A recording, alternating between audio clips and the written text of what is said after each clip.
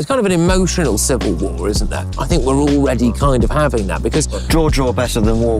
Well, yeah, basically, I think there is now absolutely no trust between our ruling elites, and specifically this government, and the British public.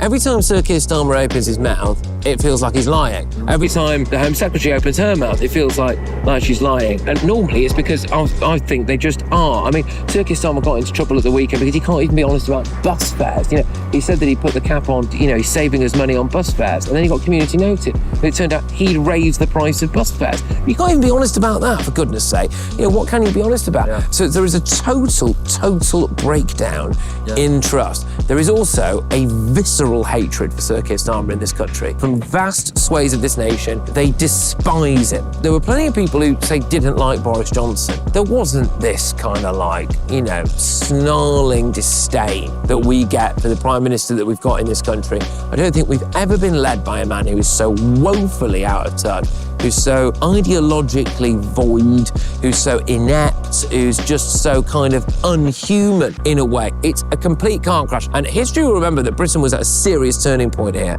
where we needed leadership. We needed and we being led by this bloke who he really, many people might think, should do the decent thing and just step aside, because for the good of Britain going forward, you know, we kind of maybe need a different person in charge. So we've got a hatred of leadership. We've got a complete lack of trust. We also have massive societal issues. We've mentioned crime. We've mentioned cultural change there. But we've also mentioned things like the tax burden is being at its highest ever, and that's only ever going to go up. People having their aspirations sucked out of them, and all of that. And that creates a very, very volatile, very powder keg situation that is incredibly dangerous. And fundamentally, we've allowed a situation to occur where British people, ordinary, hard-working, tax-paying, law-abiding British people, don't just feel as though they're at the back of the queue, but increasingly are at the back of the queue. Yeah. And once you do that to any native population, you are asking for trouble.